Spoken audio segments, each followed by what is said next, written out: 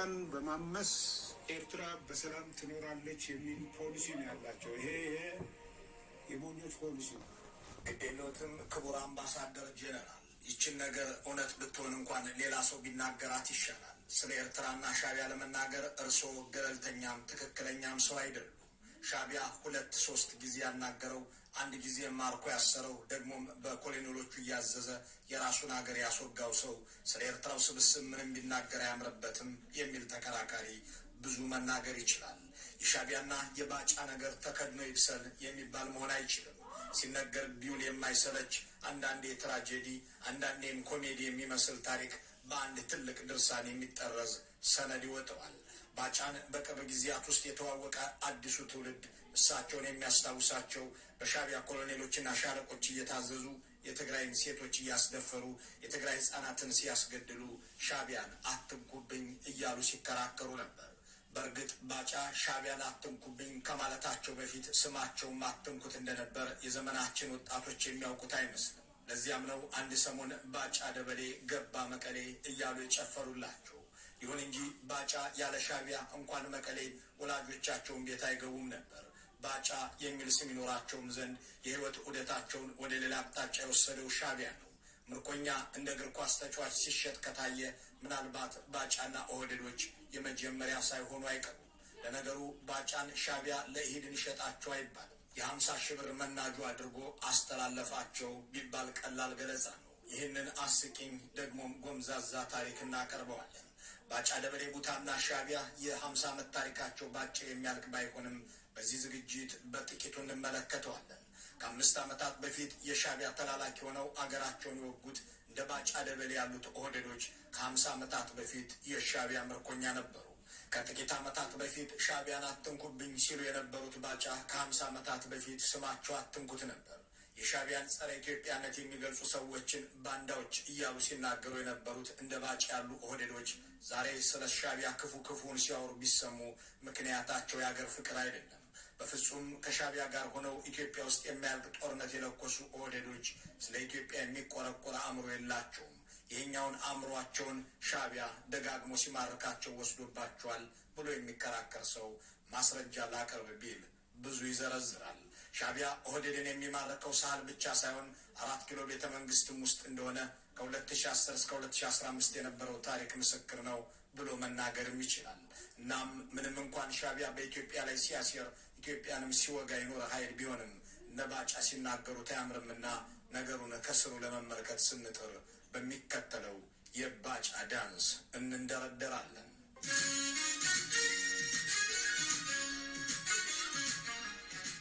ይህ የባጫ ደበሌ እስክስታ ነው። ባጫ ደበሌ ቡታ የሚወዱትን ዳንስ እንዲህ የሚያስነኩት በኬንያ ናይሮቢ በሚገኘው የኤርትራ ኤምባሲ ውስጥ ነው።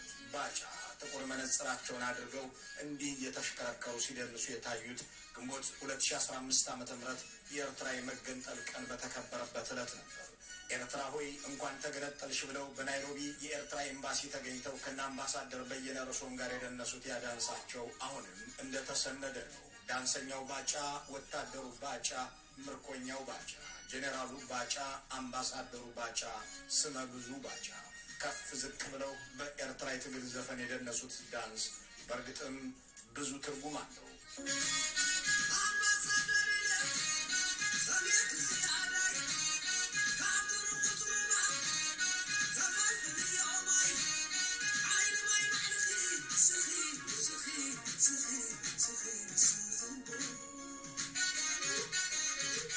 ባጫ ደበሌ ይህንኑ የሻዕቢያን ዳንስ ከ10 ዓመታት በፊት በ1970ዎቹ በሳህል በረሃ ደንሰውታል። ያኔ የሻዕቢያ ምርኮኛ ሆነው ድርጅቱ ባቋቋመው የምርኮኛ ኪነት ውስጥ እሳቸው ደናሽ ነበሩ።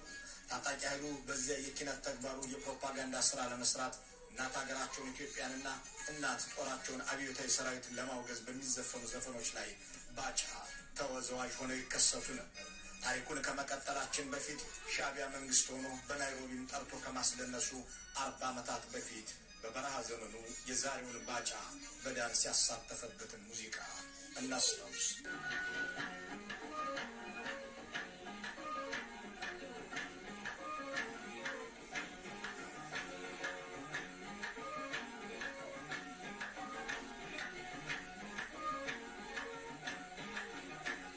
ደበሌን ሻዕቢያ 2 ጊዜ ያስደነሳቸው፣ አንድ ጊዜ በሳህል ማርኮ ሌላ ጊዜ በናይሮቢ ጋብዞ የሚለውን ጎምዛዛ ፌዝ ተከትለን ስንጓዝ ሰውየው በትክክልም የአፍሪካ ቀንድ የፖለቲካ ገጸ ባህሪ ሆነው ሲከሰቱ እናገኛቸዋለን። በእርግጥም ባጫ ውጥንቅጥ በበዛበት፣ መውጣት መውረድ፣ መክዳት መከዳት በሰለጠነበት፣ መርህ የለሽነት በነገሰበት፣ ለቃል አለመታመን ባየለበት፣ የእርስ በርስ ጦርነት ባልተቋረጠበት የአፍሪካ ቀንድ ፖለቲካ ውስጥ አንድ ረዥም ታሪክ ቢጻፍ ባጫ ደበሌ በሁሉም መልክ መቀረጽ የሚችል ሁለገብ ገጸ ባህሪ ሆነው ይከሰታሉ። ተዋጊ ነህ ሲባሉ ምርኮኛ ሆነው ይገኛሉ። ወታደር ነህ ሲባሉ ኪነተኛ ይሆናሉ። ደርግ ነህ ሲባሉ ሻዕቢያ ሆነው ይገኛሉ።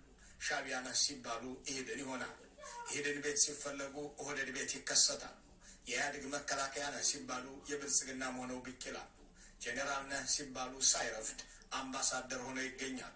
ይህ 5 አስርታትን የተጠጋው የባጫ ህይወት በጥቂት አረፍተ ነገሮች ሲገለጽ ነው። ባጫ ኤርትራዊ እንኳን ተገነጠልሽ ብለው ኢትዮጵያን በሚያወግዙ የታጋይ ዘፈኖች ታጅበው ከፍ ዝቅ ብለው ሲጨፍሩ እንዳልነበር፣ ሰሞኑን ደግሞ ኤርትራ የተገነጠለችው በህግ አይደለም እናጠፋታለን እያሉ ብቅ ብለዋል። እነሱም ህጋዊ በሆነ መንገድ አይደለም ሄዱት። ስለዚህ አሰብን አስቀራለሁ ብለት ይጠፋል። የኦህዴድ ብልጽግና ፖለቲካዊ ርዕዮተ ዓለም የለኝም ባይል ኖሮ ባጫዊነት ወይም ባጫይዝም የሚባል ርዕዮተ ዓለም ይኑርህ ተብሎ መመከር ነበረበት። ባጫዊነት ክህደትና ዋሾነት ነው። ታቻምና እንኳን ተገነጠልሽ ብለው ደንሰው ዘንድሮ ደግሞ የተገነጠልሽው በህግ አይደለምና አጠፋሻለሁ የሚል 180 ዲግሪ የሚገለበጥ አስተሳሰብ በእርግጥም ትክክለኛ ስሙ ባጫዊነት መሆን አለበት። የሻዕቢያን ታጋዮች እያንቆለጳጰሰ ኢትዮጵያን እየከሰሰ ጎረቤቶችን ደግሞ በተንኮለኛነት በሚፈርጀው ዘፈን ባጫ በናይሮቢው የኤርትራ ኤምባሲ ባሰናዳው ድግስ ላይ ተገኝተው ከመደነሳቸው በፊት ሰሞኑንም ኤርትራ የተገነጠለው በህግ አይደለም እናጠፋዋለን ብለው ከመፎከራቸው አስቀድሞ ወደኋላ ግማሽ ክፍለ ዘመን ስንመለስ አንድ አትንኩት የተባለ ታዳጊ በአዲስ አበባ ውስጥ ቄራ አካባቢ እናገኛለን። በእርግጥ አትንኩት የቄራ ልጅ አይደለም። የተወለደው ቡራዩ ነበር። ከቤተሰቦቹ ሸሽቶ ግን ወደ አዲስ አበባ ሄደ። ከአዲስ አበባም ቄራ አካባቢ እያለ የወቅቱ መንግስት አገኘውና ወታደር አድርጎ አፈሰው። ተዋጊ መሐንዲስ የተባለውን የደርግ መንግስት ጦርን ተቀላቅሎ ከስልጠና በኋላ ወደ ኤርትራ ዘመተ። ዘመቻው ደርግ ተገንጣይ ወንበዴ፣ የአረብ ቅጥረኛ ወዘተ እያለ የጠራው የነበረውን ሻዕቢያን ለመውጋት ነበር። ሆኖም አትንኩት ድል አልቀናውም፣ ተማረከ። ስም በበሬ አይገዛምና በዚህ የማይደፈር በሚመስል ስም ወደ ሻዕቢያ ቀጣና የገባው አትንኩት ተነካ። ሻዕቢያም እጅ ወደ ላይ አስባለው፣ አትንኩት ተማረከ። ከዚህ በኋላ ነው እንግዲህ አትንኩት በሻዕቢያ ነጻ ግዛቶች ውስጥ የተቋቋመውን የኪነት ቡድን ተቀላቅሎ በዳንሰኛነት መስራት የቀጠሉ። ዝናር እንዲታጠቅበት የሰለጠነበትን ወገቡን ለእስክስታ ያዋለው አትንኩት ለማረኩት ሰዎች የሚታዘዝ እንዳሻቸውም የሚያደርጉት ምስጉን ሰው ሆነ። ምሽግ ለመቆፈር ዶማ ሲሰጠው ቀልጣፋ፣ የታጋይ ስንቅ የሚፈጭበት ወፍጮ ሲቀርብለትም በሚፈለገው ደረጃ ሰርቶ የሚያመጣ ከታጋዮችም የላቀ ትጉ ሰራተኛ ሆነ። የአትንኩት ህይወት በሳህል እንዲህ ያለ ነበር።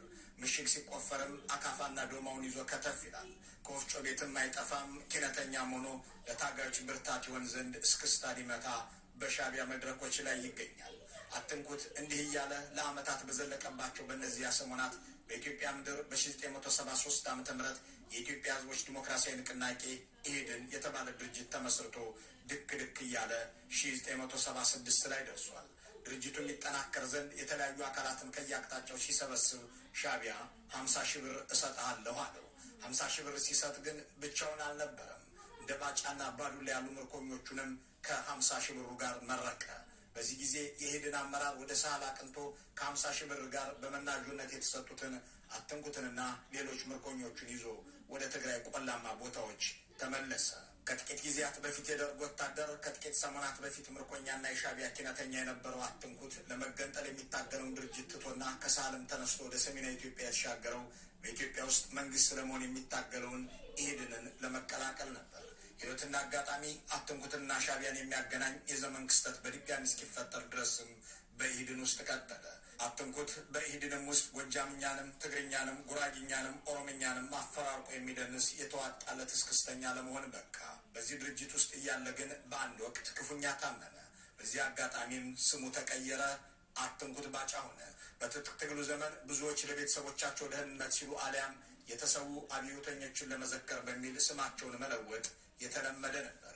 አትንኩት ባጫ የሆነው ግን ለቤተሰብ ያሰጋል በሚል አሊያም የሚያኮራኝ ጀግና አለ ብሎ አይደለም።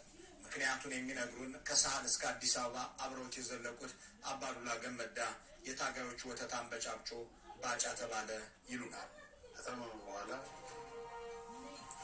በብዙ ስቃይ ውስጥ አልፎናል። በብዙ ሞተ ከተባለ በኋላ ዳነ። እዛ በኋላ የዳነበት መዳንና መንቀሳቀስ ሲጀምር ወተት ይበጠብጥልን ነበርና እኔ ዛሬ ወተት በጥብጬ ላጠጣችሁ በጣም ከመጠን በላይ ውሃ ጨምሮበት በጠበጠና አንዳንድ ብርጭቆ መጠጣት ሲገባ ሶስት አጠጣ። ስለዚህ አንዱ ተሰውቷል። የአዳማ ልጅ ነው። እዛ ከኛ ጋር ነበር። አንበጫበጭ ከዋለ እዛ ባጫ ሆነ። አሁን አትንኩት ባጫ ሆኗልና ባጫ ላይ እናተኩር። ወተት በማንቦጫ አረቃቸው ባጫ የተባሉት ሰው የኢህድን ታጋይ ሆነው እናት ጦራቸውን አብዮታዊውን የደርግ ሰራዊት ወደ መዋጋት ገቡ።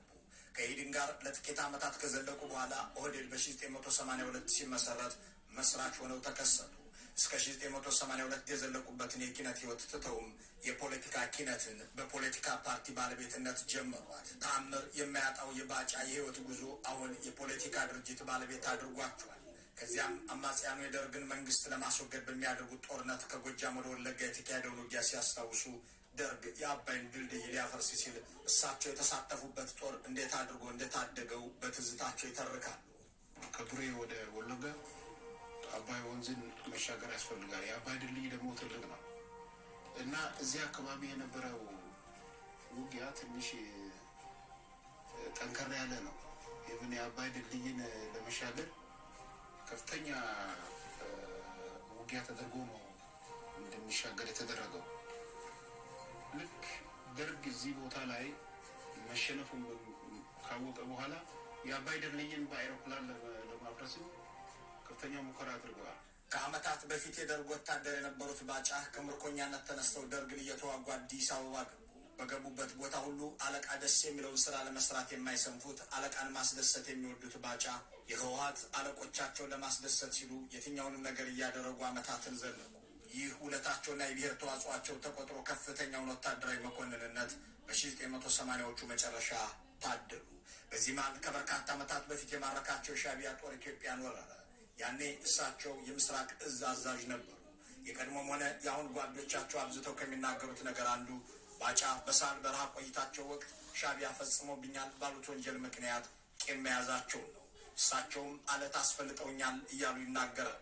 ሻዕቢያዎች ምሽግ እንዲቆፍሩ ያደረጉበትን አጋጣሚ ነው ድንጋይ ማስፈለጥ፣ አለት ማስፈለጥ የሚሉት። እናም የሻዕቢያን ወረራ ያንን በቀላቸውን ለመወጣት ለመልካም ዕድል የተመለከቱትም ቢሆን አለቆቻቸው ግን እምነት አጡባቸውና ወደ ዋናው የውጊያ ወረዳ እንዳይሄዱ አደረጓቸው። ባጫ በሜጀር ጀነራል ማዕረግ የሚመሩት አንድ እዝ የነበራቸው ቢሆንም በባድመም ሆነ በጾረና ውጊያዎች ላይ ስለመገኘታቸው ታሪክ አልመዘገበላቸው። ሻዕቢያ ግን በለው የገጠምከው ያንተኑ ምርኮኛ ነው እያለ ሰራዊቱን ሲቀሰቅስ የእሳቸውንና የአባዱላን ስም ደጋግሞ ያነሳ እንደነበር ተዘግቧል።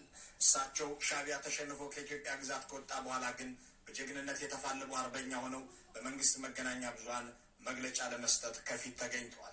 በወቅቱ ጠቅላይ ሚኒስትር መለስ ዜናዊ ሻዕቢያ ካላበደ በስተቀር አይወረንም ብለው የተናገሯትን ቋንቋ ይዘውም ሻዕቢያን አባረነዋል፣ ማበዱ አይቀርምና እንደገና ሊወረድ ይችላል እያሉ ይዝቱ ነበር። ትናንትና ሻዕቢያን አሸንፈናል። የሻዕቢያን ሰራዊት ጠራርገን ከሀገራችን አስወጥተን የሀገራችንን ሉዓላዊነት አስከብረናል። ዛሬም የዛ አይነት ሁኔታ የሚመጣ ከሆነ በብቃት ለመመለስ እለት ተዕለት ስራው ስልጠና ይሆናል ማለት ነው። ነገ ጠዋት ሻዕቢያ እኛን የምንጥሶ አይወረንም አንልም። እብዶች ስለሆኑ መቼ እንደሚያብዱ አይታወቅም። የሚያብዱበትን ቀን የመጠበቅና የማየት ጉዳይ ካልሆነ በስተቀር ሻዕቢያ ወረራ ሊመጣ ይችላል። ባጫ ደበሌ ቡታ እንዲህ ባለ ስሜት የሚናገሩት የኢህአዴግ መንግስት ወታደር ሆነው ኪነት ያስተማራቸውን ለኢህድንም አሳልፎ በመስጠት ነፍሳቸውን አትርፎ ለጀኔራልነት ያበቃቸውን ሻዕቢያን በማስመልከት ነው። ሲናገሩም የሻዕቢያን ሰራዊት እየተፋለሙ ከሁመራ እስከ ባሬንቱ ከዛላምበሳ እስከ ሰናፈ የተዋጉ እንጂ ሐረርና ድሬዳዋ ቁጭ ብለው ቴሌቪዥን ሲከታተሉ ሬዲዮ ሲያዳምጡ የከረሙ አይመስሉም።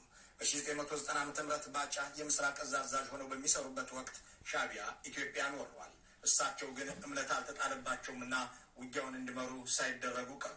ይህንን ውሳኔ ወስነውብኛል የሚሏቸውን የወቅቱን ኢታማዦር ሹም ጀኔራል ጻድቃንንም እስካሁን ድረስ እንደሚያማርሩባቸው ይነገራል። እኔ ጻድቃንን አደንቀዋለሁ። ተቋም መስራትና ሰራዊት ማደራጀት ያውቃል። ሁሌም የሚያበሳጨኝ ኤርትራ በወረረችን ወቅት ያን ሁሉ ግፍ የፈጸመብኝን ሻዕቢያን እንዳልወጋው እኔን ሀረር እንድቀመጥ አደረገኝ። እኔ አሁን ጡረታ ላይ ነኝ። ሻዕቢያ ኢትዮጵያን ቢወር ወይም አንዳች ትንኮሳ ቢያደርግ ግን ተራ ወታደር ሆኜ ዘምታለሁ እያሉ ይናገሩ የነበሩት ከ2010 ዓ.ም በፊት ከአብይ አህመድ መንግስት አስቀድሞ ነው።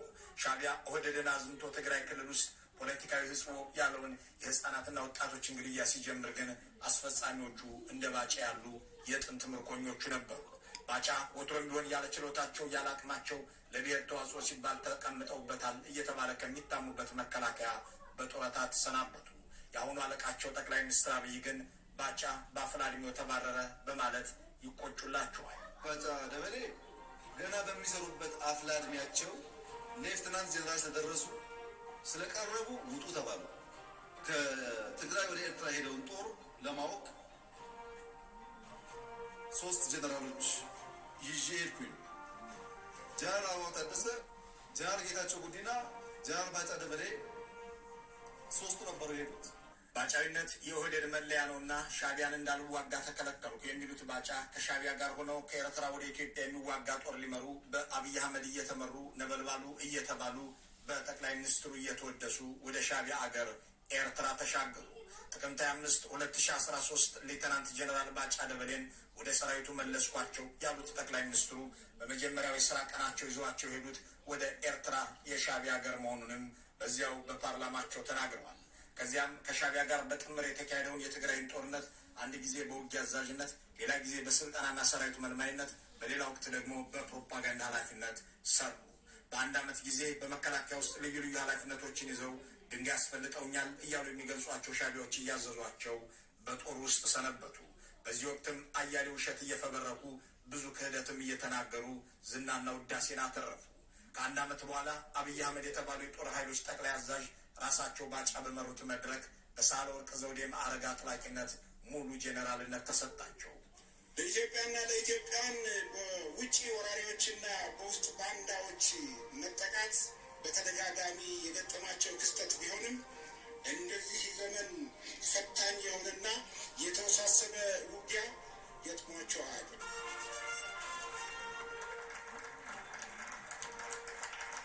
ከበርካታ ዓመታት በኋላ ተመልሰው 1 ዓመት ከ64 ቀናት የቆዩበትንና ያገለገሉት የብልጽግና መንግስት ጥር 2014 ዓ.ም የሙሉ ጄኔራል ማዕረግ ኮከቦችን ደረደረላቸው። በዚህ ማዕረግ ይዋጉበታል ያዋጉበታልም ተብለው ሲጠበቁ በ17ኛው ቀን ጄኔራልነቱን ጥለው አቶ እየተባሉ የሚጠሩበትን የአምባሳደርነት ሹመት እንደተሰጣቸው ተሰማ። እናም ወደ ናይሮቢ አቅንተው በኬንያ የኢትዮጵያ ባለሙሉ ስልጣን አምባሳደር ሆኑ። ወደ ናይሮቢ በተጓዙ በጥቂት ወራት ውስጥ ነው እንግዲህ ከሻዕቢያ ዳንስ ጋር በድጋሚ የሚገናኙ። በነገራችን ላይ ባጫ ማለት በትግርኛ ቋንቋ ፌዝ ወይም ቀልድ የሚል ትርጉም ያለው ነው። ዛሬ የነ ባጫ አለቃ የኦህዴድን ጠቅላይ ሚኒስትር የሚያማክሩት ጌታቸው ረዳ በአንድ ወቅት ባጫ ደበሌን እስክስተኛና ፌዘኛ ሲሉ የተደመጡትም በዚሁ ምክንያት ሳይሆን አይቀርም። ባጫ ፌዘኛ፣ ባጫ አንደኛ ወታደር ማለት ነው፣ እስክስተኛ ነው፣ ዳንኪረኛ ነው። በዚህ መሀል ልብስ አልብሶ አመጣው። ልብስ አልብሶ አመጣው የምትለው ፌዘኛም ነው ዳንኪረኛም ነው የምትለውም ገለጻ ባጫ ደበሌን በጥሩ አባባል ካስቀመጡ ገለጻዎች ተርታ የሚቀመጥ ነው። እኒያ ሻዕቢያን ካልተዋጋው ሲሉ የኖሩት ጄኔራል ሰሞኑን ደግሞ ኤርትራ የተገነጠለችው ያለ ሕግ ነው የሚሉት አምባሳደር የኤርትራ የመገንጠል ቀን ላይ በናይሮቢ የሚሽከረከሩ ዳንሰኛ ነበሩ። ባጫ በሳህል እንደ ምርኮኛ የደነሱበትን የሻዕቢያ የትግል ዘፈን በናይሮቢ ደግሞ አምባሳደር ሆነው እንዲሽከረከሩበት ሆኗል። በእርግጥም ዘፈኑም እያንዳንዱ ኤርትራ አምባሳደር ነው የሚለው የሻዕቢያ የትግል ዘፈን ነው። አምባሳደር አይፈታሽነውቲ አስማዓንባት ወሪሕደቲ ክደረኒ አጋውን ፀሓይ ከዓረብያ ክበርኽ ሰማይ አምባሳደር አይፈታሽነውቲ አስማዓንባት ወሪሕደቲ ክደረኒ አጋውን ፀሓይ ከዓረብያ ክበርኽ ሰማይ